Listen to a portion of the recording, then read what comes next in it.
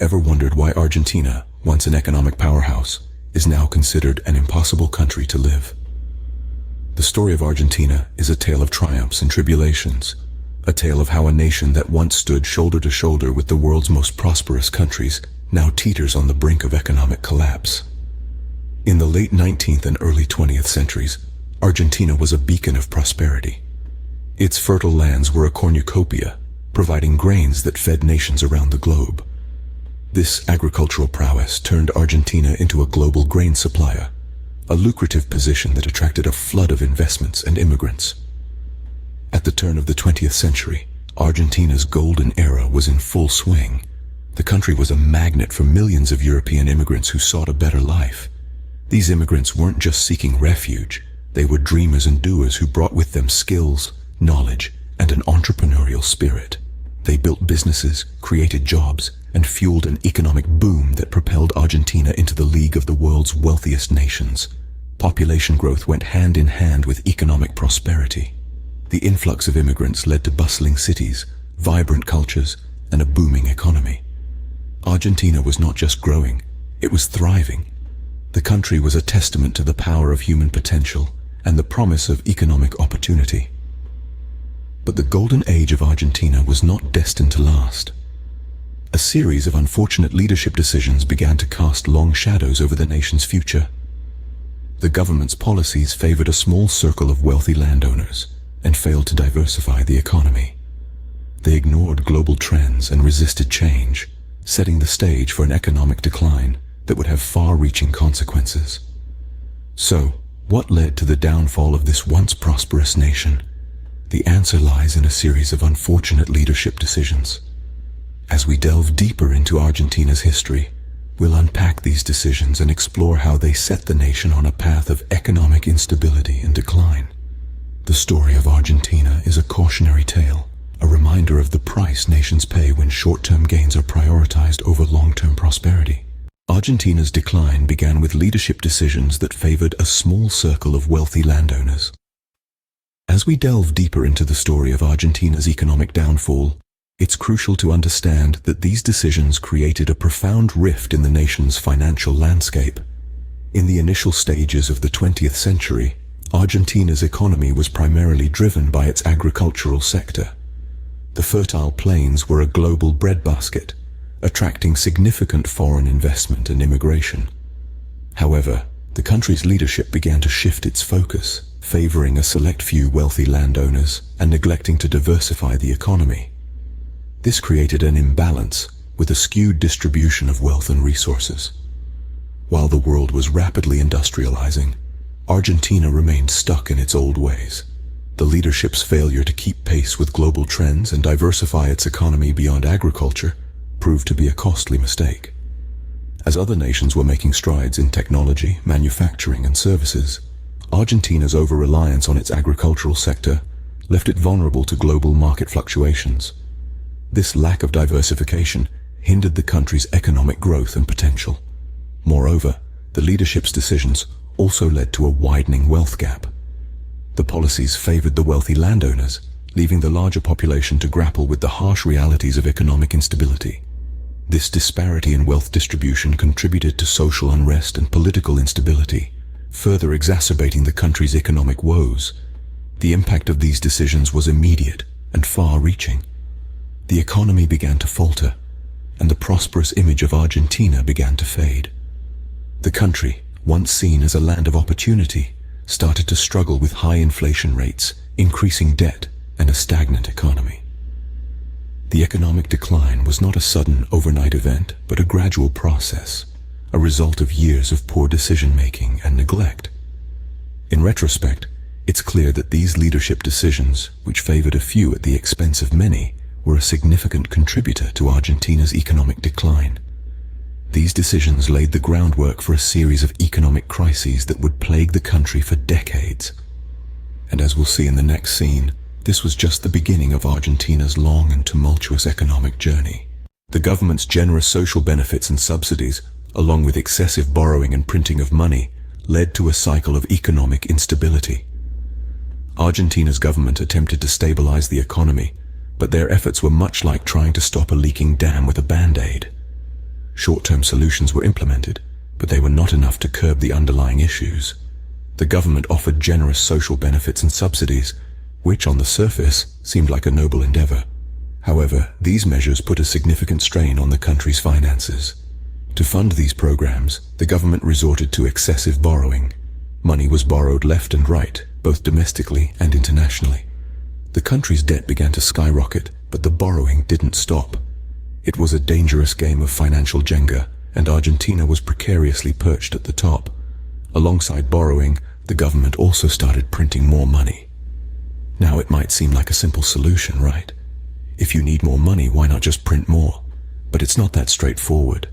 When more money is printed without an increase in the country's production of goods and services, it leads to inflation. And in Argentina's case, it led to hyperinflation. Prices started to rise at an alarming rate. A loaf of bread that cost 1 peso one day could cost 10 pesos the next. The value of money was falling faster than a lead balloon, and people's savings were evaporating overnight. This hyperinflation led to an economic instability that rocked the country to its core. The government's attempts to stabilize the economy were ultimately unsuccessful. The spending and borrowing were unsustainable. The country was sinking into a quagmire of debt and inflation, and no matter how hard they tried to pull themselves out, they only seemed to sink deeper. Despite these attempts, Argentina's economy was headed towards the largest government bankruptcy in history. The cycle of economic crises continued, each one worse than the last, and the rest, as they say, is history. But we'll get to that in the next scene. For now, let's pause and reflect on how a country with so much promise found itself stuck in such a catastrophic economic cycle. In the early 2000s, Argentina faced the largest government bankruptcy in history. The seeds of this financial catastrophe were sown much earlier, in a garden of poor decisions, overspending, and unchecked inflation. A country that was once lauded as an economic powerhouse was now in financial ruins. The Argentine government had been living beyond its means, borrowing excessively, and printing money to fuel an unsustainable lifestyle. When the bills came due, the government found itself unable to pay, leading to the biggest government bankruptcy the world had ever seen. The effects of this bankruptcy were far-reaching and devastating. The Argentine economy was brought to its knees, with businesses closing down and jobs disappearing. The value of the Argentine peso plummeted, leading to skyrocketing inflation and making everyday items unaffordable for the average citizen. In the face of this crisis, the Argentine government made attempts to recover. It reduced public spending, sought international loans, and implemented austerity measures. But these efforts were like trying to stop a flood with a thimble. The damage was too extensive, and the remedies too little, too late. The people of Argentina bore the brunt of this financial disaster. They saw their savings wiped out, their jobs disappear, and their hopes for a prosperous future dashed. The social fabric of the country was torn asunder, with protests and riots becoming a common sight. Despite the hardship, the Argentine people were resilient. They weathered the storm, finding ways to survive and even thrive in the face of adversity. But the scars of the bankruptcy run deep, and the effects are still felt today. For the government, the bankruptcy was a wake-up call. It underscored the need for fiscal responsibility, economic diversification, and sound financial management. But old habits die hard, and the lessons of the past are often forgotten in the pursuit of short-term gains. But even after the bankruptcy, Argentina's economy remained trapped in a cycle of poor decisions, overspending, and inflation. The country that was once a beacon of prosperity is now a cautionary tale of economic mismanagement. And as history has shown, the road to recovery is long and fraught with challenges. Today, Argentina teeters on the brink of economic collapse once again. It's as if the country is caught in a perpetual dance with economic instability, a dance that has lasted for over a century. This once prosperous nation, rich in resources and opportunities, now finds itself grappling with the ghosts of past decisions. The Argentine economy is currently facing a myriad of challenges. Inflation, that old nemesis, continues to haunt the nation, eroding the purchasing power of the Argentine peso. This relentless rise in prices is a stark reminder of the economic missteps of yesteryears. It's an insidious issue that affects everything from the price of bread to the cost of public transportation, making day-to-day living a struggle for many Argentinians. Then there's the issue of economic instability.